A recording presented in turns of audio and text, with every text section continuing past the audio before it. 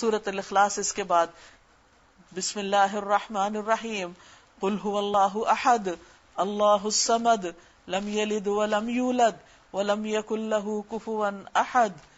کہیے وہ اللہ ہے یکتا اکیلا، اللہ سب سے بے نیاز ہے، اس کو کسی کی ضرورت نہیں اور سب اس کے محتاج ہیں.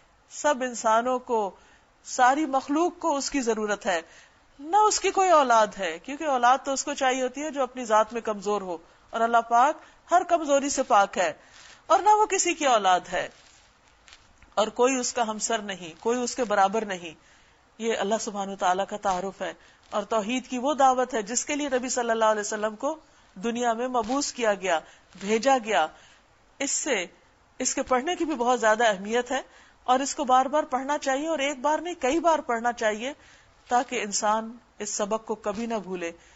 اس اخلاص کے برعکس شرک ہے، اور شرک کا ایک ذرہ اور شمع بھی انسان کے سارے اعمال برباد کر دینے والا ہے. اس لیے سورۃ الاخلاص دراصل توحید کا سبق دیتی ہے، جو انسان کو قرآن کے اختتام پر یاد کر لینا چاہیے.